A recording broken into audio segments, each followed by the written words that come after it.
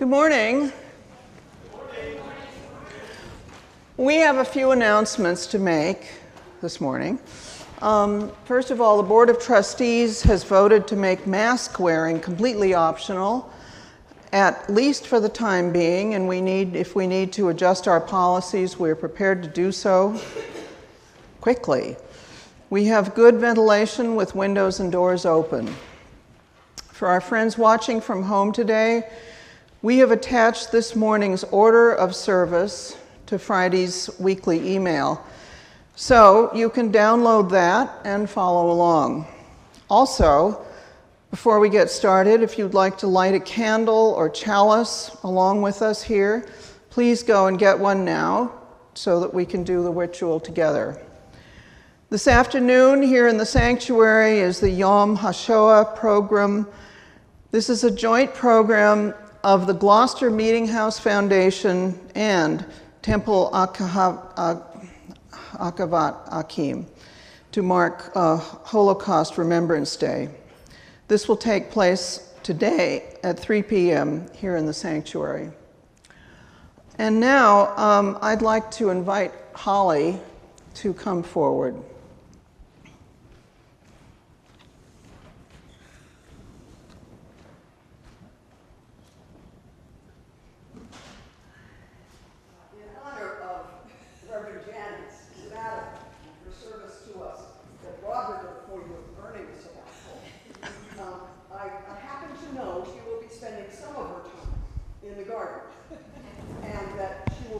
A lot of native plants. So this is a native plant, and that's the real present. Oh! Wow! Thank you so much. That is delightful. I'm excited about getting off to a great start. Thank you. Where's my plants being on the job?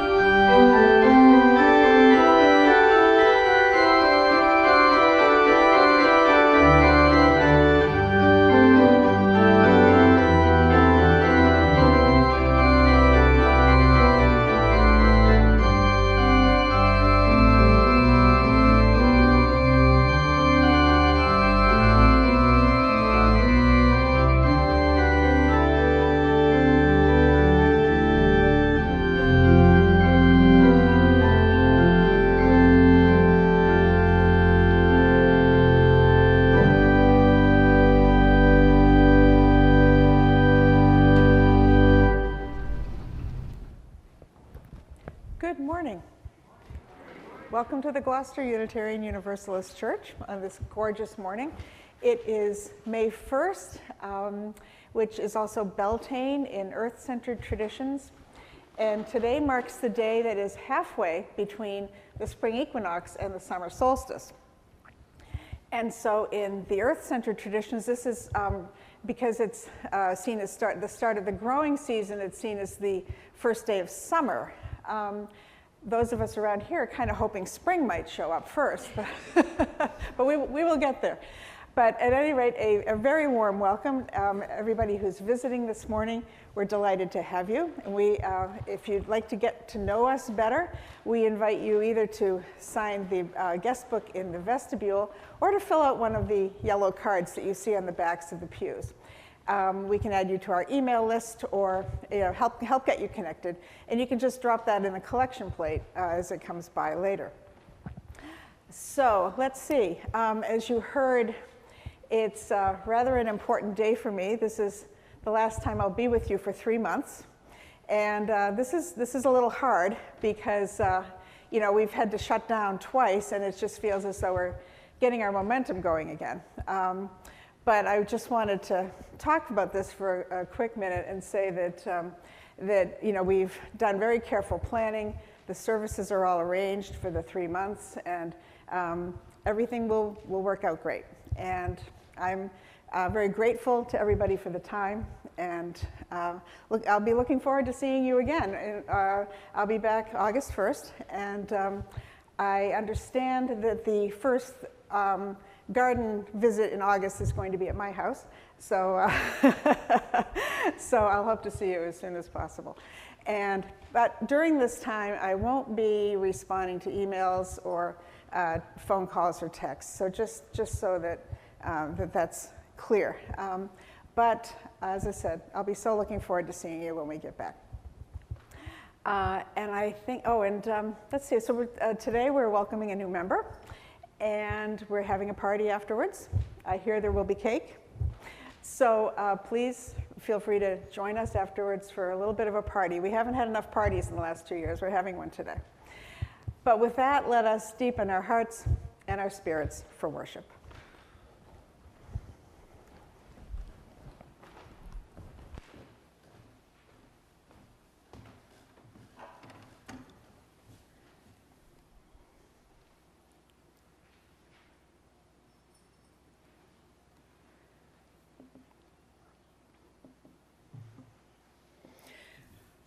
We meet on holy ground, brought into being as life encounters life, as personal histories merge into the communal story, as we take on the pride and the pain of our companions, as separate selves become community.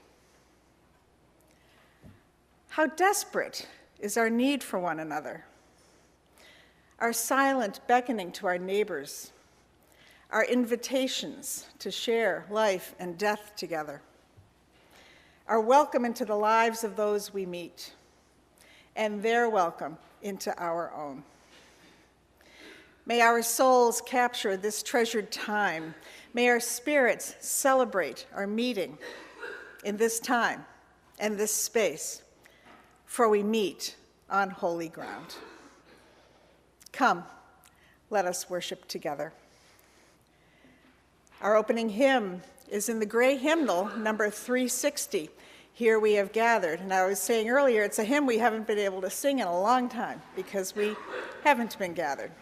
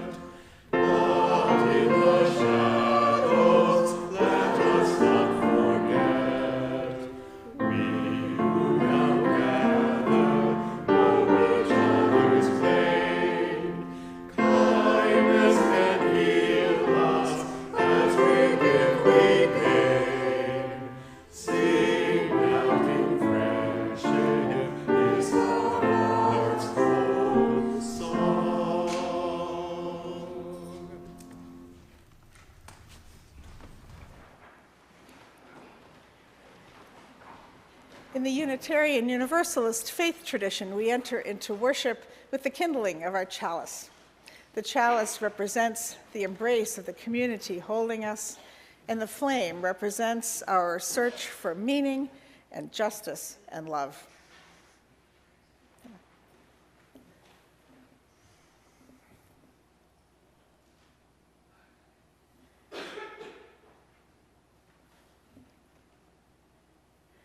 We take a moment now to affirm the covenant that we share with one another. Newcomers and guests, the words are printed in your order of service, and you're welcome to read along with us. In the light of truth and the warmth of love, we gather to seek, to sustain, and to share. Life is a gift for which we are grateful. We gather in community to celebrate the glories and the mysteries of this great gift. And as we have been doing in recent weeks, we take a moment now to remember all of the people of the world who are living through conditions of war and violence. We especially hold the Ukrainian people closely in our hearts these days as they continue to resist the Russian invasion of their country. And so this morning and on Sundays until peace is restored, we will light a candle for peace, for Ukraine, and for all the parts of the world that are faced with war and terrorism and insurrection.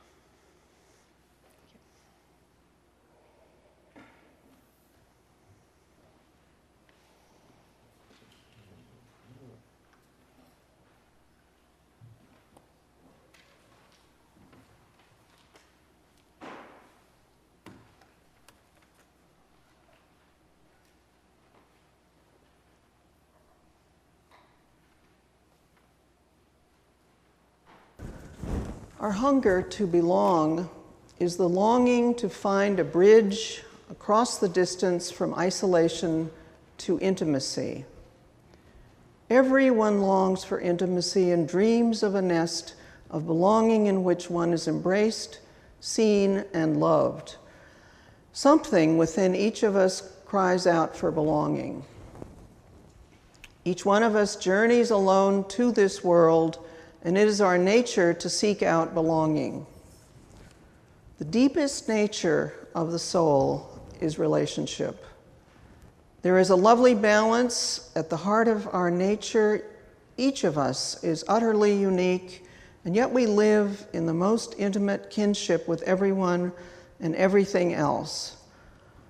Belonging is not merely shelter from being separate and different. Its more profound intention is the awakening of the great belonging, which embraces everything. Then we know that we are not outsiders cut off from everything, but rather participants at the heart of creation.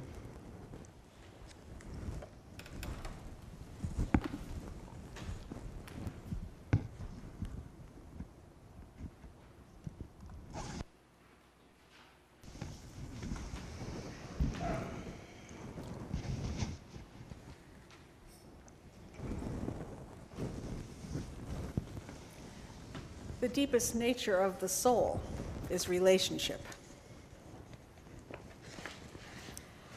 And of course, during these past 2 years, we have been challenged to our very core of our beings by the COVID-19 pandemic. There have been all the logistical challenges, certainly, the grocery shopping, and the ongoing shortages that we're still dealing with, and learning new technologies. And we each have our own list of worries and problems that we have had to try to surmount day in and day out. But most of those problems have existed largely on the surface of our daily lives. They have required coping strategies and some ingenuity and great flexibility. However, the effort to maintain our relationships has affected us at a very deep level, because that is where our need to connect comes from. Think about how long you might have had to go without seeing family members or friends.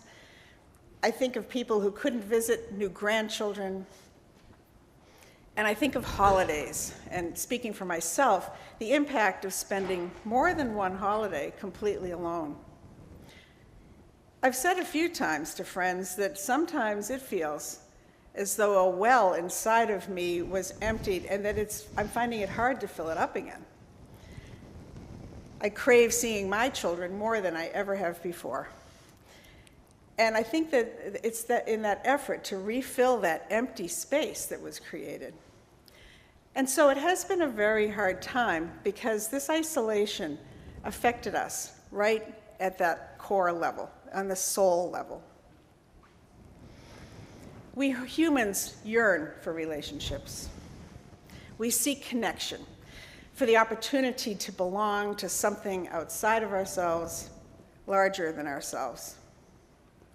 In ordinary times, we can bring all of our separate yearnings to a place such as this church, and even something that we normally take for granted, such as Sunday mornings here in church, was taken from us for too long. So I wonder a lot about this yearning for connection, for relationship, and from where it comes.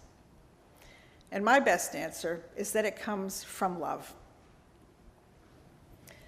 The Unitarian theologian James Luther Adams would say that the longing for community, for relationship, comes from God. One of the ways that Adams defined God was as the community-forming power, the power that forms community. Adams believed that we don't create community out of nothing, but that we make our way to it. Community, or the potential for it, already exists as God's love. We seek it, and we find it, and we connect to it. Our Universalists' forebears would agree because they defined God as love. But you know what? The names and the labels don't really matter. You can use your own names and labels. But what does matter is that we share this almost universal longing for connection, this deep nature of the soul. We long for community, and so we have each found our way to this place, here together on this day. And despite all the disruptions caused by COVID, all this roller coaster of the last 2 years, that deep longing does not change. Now, we can lift up a community as an anchor for us, something to belong to hold fast to. But of course, there's an irony here, and the irony is that a community never stays the same. A religious community is a living tradition. It evolves over time. Its membership, its beliefs, its styles of worship, and the words that we use, and the music. Beloved members pass away or move away, but in time, new people seek out the community and become beloved in turn. The fact of this religious community stays the same. The nature of it is what changes. Now today, we will be blessed by the arrival of some new members. And this is a great joy for us because it's been 2 years since we have shared this time of welcome. Our community changes today, forever. By being here with us, new members help the community to grow both in size and in spirit. By being here, we help the new members as well to connect, to foster relationships, and to grow in spirit as well. The word religion has Latin roots. It comes from the word religare, which means to reconnect. Some of you may remember the words to the old hymn, "Blessed be the ties that bind." Being here, participating in the many aspects of religious community, is to bind ourselves together. Here you will find roots, a place to grow, a place to heal. Here there will be people to celebrate with and people to hold us when we fear that all hope is lost. Here there will be people to take action with us to find ways to help heal our broken world. We can fill our empty wells here and help others fill theirs too. We become co-creators of this community and of one another. We are part of a body in this moment, a body that is a community of faith. And by coming together with all that we each bring, we make the community whole as well. It is one of the deepest longings of our human spirit to belong, to form ties that bind, to connect. May we all experience the connection that holds the members of this body together, whether in pain or in joy or in mutual purpose. And may we always know, deep in our inmost essence, that this connection comes from love. Blessed be. Amen.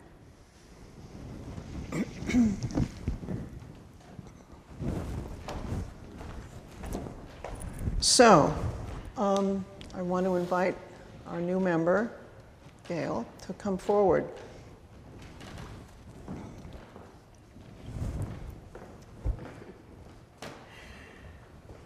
I just want to say a few words. I just want to say a few words about membership, what it means in the Unitarian Universalist tradition. I like to say, as I'm sure many of you have heard over the years, that in a Unitarian Universalist church, we don't base our belonging on creeds, but we base it on covenant, on having a mutual agreement of how we conduct ourselves together. And we take this from our Puritan roots. We are descended religiously from the Puritans, if you can believe that. I'm sure they wouldn't be able to believe it, but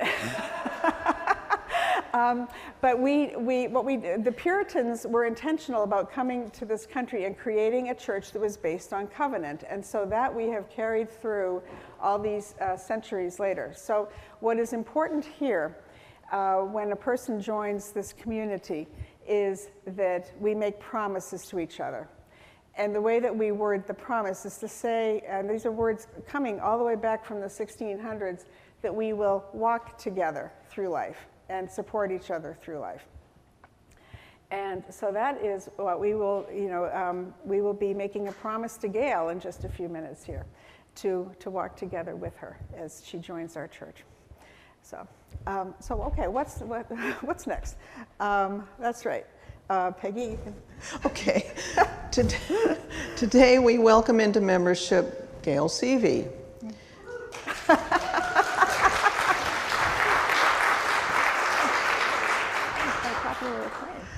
We also want to welcome Peter Hornbeck, who has already signed the membership book. Peter's not able to be with us. If you're watching, Peter, welcome this morning, and we're so happy to have you. You introduce. All right.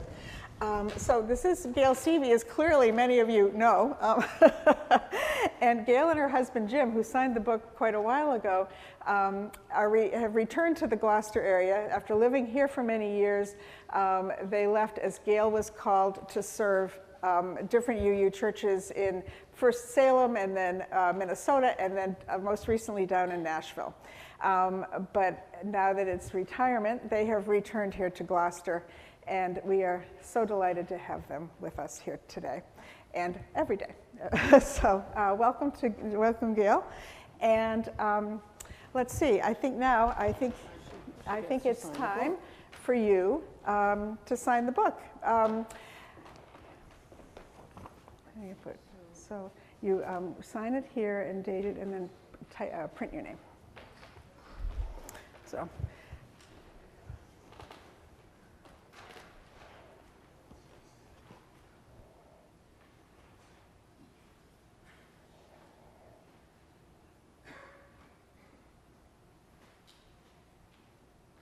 Beautiful. And by signing the book, you're announcing your intention to be one of us, to walk together with us to share your presence with us, to be here for services and all the other events that we have here, and support the church by sharing your talents and gifts, which you already do.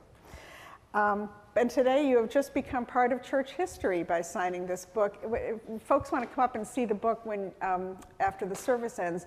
The first entry in it is from 1849. And the earlier version is stored at the Cape Ann Museum. So this is an important part of our history. And now, now that you've signed, I just want to extend to you the right hand of kinship, and Peggy as well, and to say officially welcome to the community. And we have a little gift for you.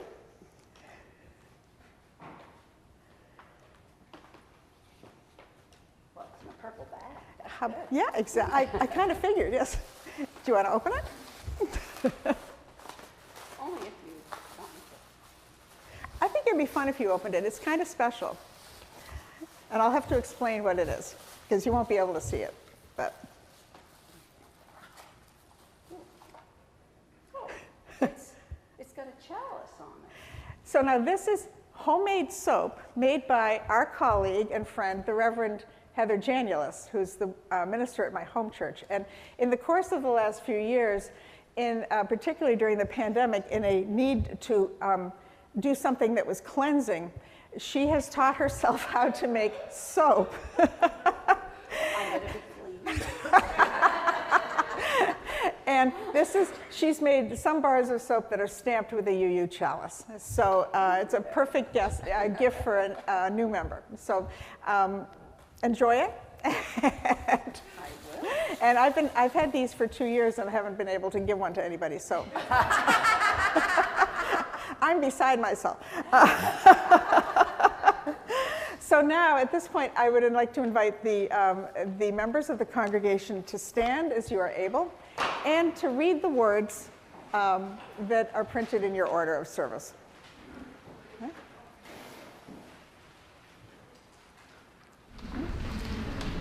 We, the members of the Unions of Gloucester Universalist Church, welcome you as members and celebrate with joy your presence among us.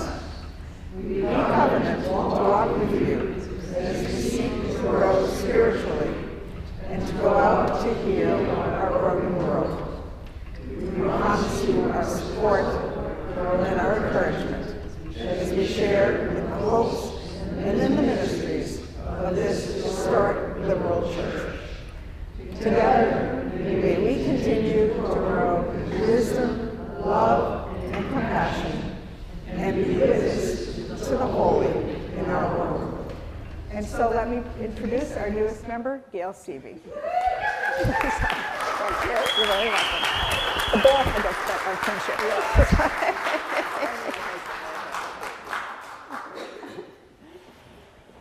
Please be seated.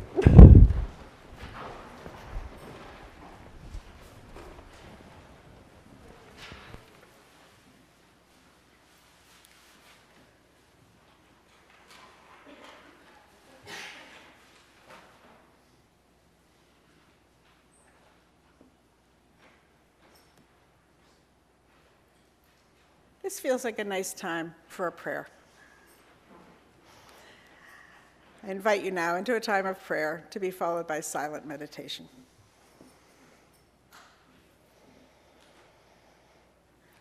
Eternal Spirit of life, God who we know as love, we ask for your presence with us during this sacred time. We have gathered together this morning, as we do each week as a community, to pause, to rest for just a moment, to open ourselves to new possibilities and actions, and to share in worship and in kinship together.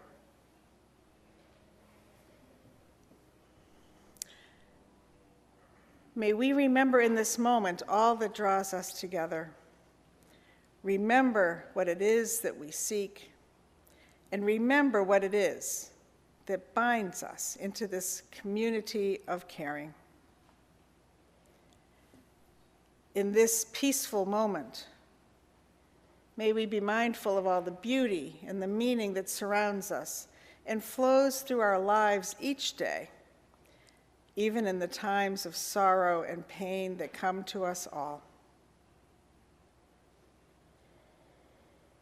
May we seek to do that which we know is right, even as we acknowledge that we do not always succeed. May we continue to strive for that in which we believe, knowing that the greater good will not come into being on its own, but only through the efforts of people of faith and commitment. Help us always to be those people. We ask that we may find in this community love and support, challenge and vision, knowing that together, through our care and concern and effort, we create something much larger than ourselves. Spirit of life and love, we hold in our hearts all those who cannot be present with us here this morning, and all those who need our prayers. May they feel the warmth of our loving embrace as we enter into silence.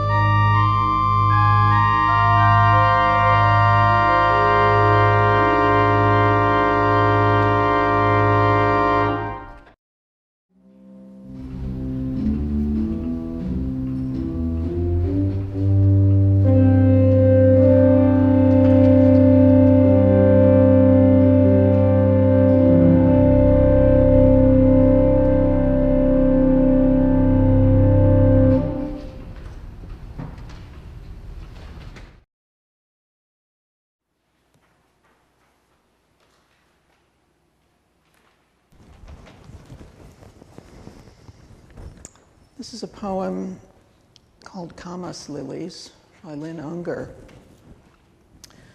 Consider the lilies of the field, the blue banks of Camas opening into acres of sky along the road. Would the longing to lie down and be washed by that beauty abate if you knew their usefulness, how the natives ground their bulbs for flour, how the settlers' hogs uprooted them, grunting in gleeful oblivion as the flowers fell. And you, what of your rushed and useful life? Imagine setting it all down, papers, plans, appointments, everything, leaving only a note, gone to the fields to be lovely, be back when I'm through with blooming.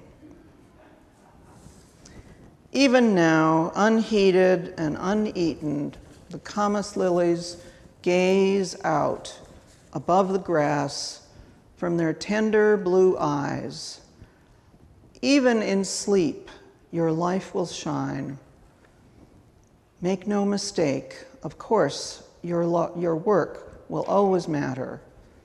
Yet Solomon, in all his glory, was not arrayed like one of these.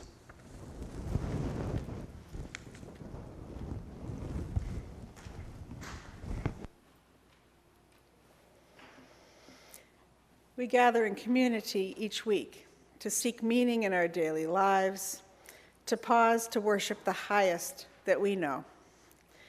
We take up an offering to sustain and to strengthen this place which is sacred to so many of us, a community of memory and hope, for we are the stewards of what has been handed down to us by those who have gone before us.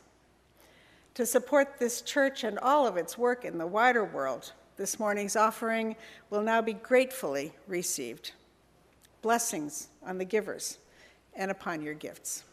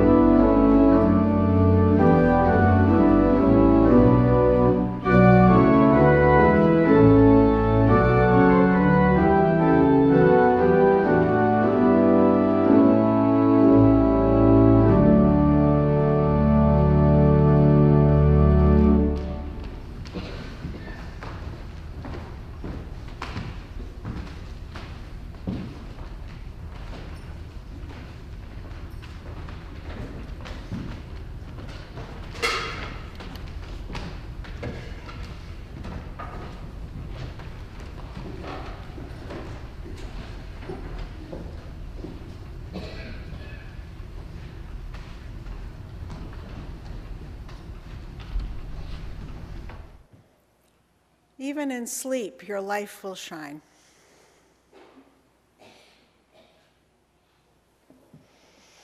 here's a question for us to think about together.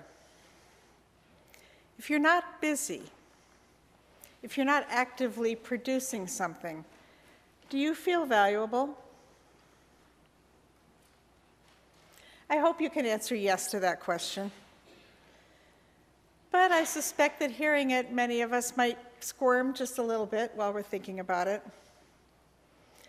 Because we live in a time where busyness is what's expected, almost worn as a badge of honor, and we can feel judged if we're not being active and productive. The late Trappist monk Thomas Merton had this to say about this lifestyle: the rush and pressure of modern life are a form, perhaps the most common form, of innate violence. To allow oneself to be carried away by a multitude of conflicting concerns, to surrender to too many demands, to commit oneself to too many projects, to want to help everyone in everything, is to succumb to violence. More than that, it is cooperation with violence. That's quite a statement. And considering it calls us to consider alternatives. And perhaps the very best alternative at all is the practice of Sabbath. Now, the idea of Sabbath, of setting aside time for rest and renewal, is an ancient one. We first encounter it as part of the creation story in the book of Genesis in the Hebrew Bible. And on the seventh day, God finished the work that God had done and rested. And God blessed the seventh day and hallowed it. Now, in some translations of this passage, it is said that God exhaled. I love this image of God sitting back and saying, whew. But the important point of this passage is that God declared the seventh day to be holy. In fact, the seventh day, the day of rest, is the very first thing in the Bible to be declared sacred. Not a place, not a person, not a deity, but a moment in time. In his classic work, Sabbath, the late Rabbi Abraham Joshua Heschel explored the difference, the relationship between time and space. Heschel defined space as the products of modern civilization, the realm of things, buildings, possessions, objects, things that we can see and hear and touch. Modern humans, he stated, labor to create things and to conquer space. Humans use time to acquire space. In other words, they trade time for increased space.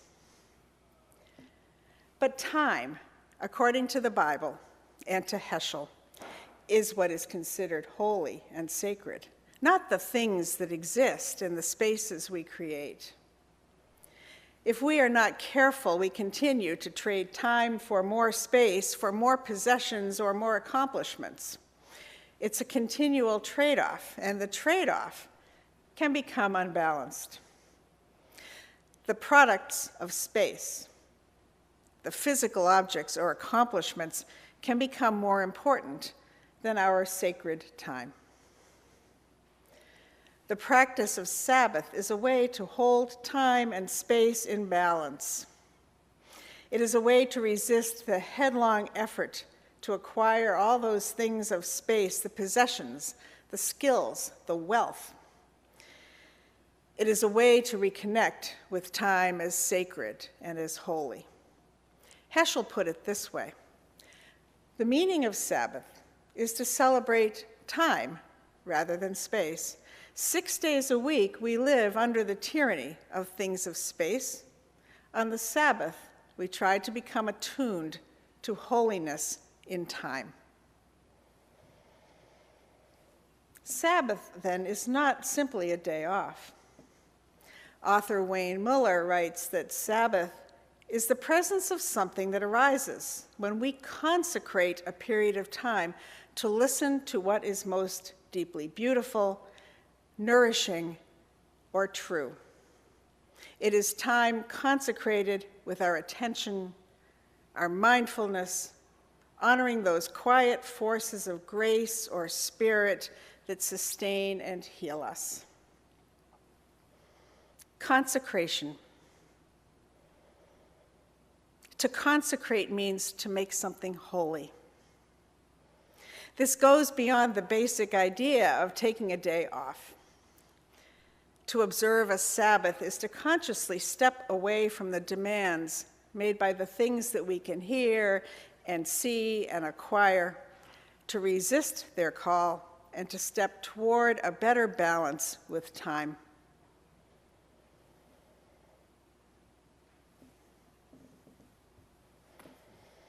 As I prepare to step away from this amazing role as your minister, I've been actively preparing to step toward a different way of being. I was taking stock the other day, and I realized that since 2009, when I began seminary, I've done nothing but to strive. I have struggled to grow into this wondrous calling, to be worthy of it, and worthy of all of you. And if I let all of that go, all that has defined me for the last 13 years, will I still shine? I think so. But in what other ways can I shine? As we say goodbye for 3 months, I hope that you can share with me the sense of this time as holy. You are giving me this gift generously and with open hearts. You are consecrating this time, making it holy through your generosity. I, in turn, will treat the gift of this time seriously by putting down all the matters of the head, all of the space concerns, as Rabbi Heschel would put it, and focusing on matters of the soul, matters of time. I will be celebrating the time. And I hope that you'll also hold in your hearts the idea that time is holy and that it is worthy of sharing equal room in your lives with our souls, along with all the concerns of space. May it be so. Amen.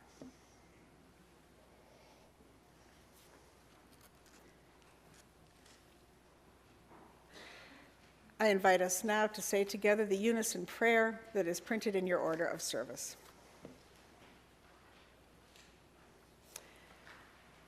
Eternal Spirit, life giver, source of all that is and that shall be, Father and Mother of us all, loving God, in whom is heaven, and now we remain echo through the universe. The way of your justice we follow by peoples of the world. Your heavenly will be done by all created beings. Your commonwealth of peace and freedom sustain our hope and come on earth. With the bread we need for today, feed us. In the hurts we absorb from one another, forgive us. In times of temptation and test, spare us. From hard to liberty to endure, spare us. From the grip of all that is evil, free us.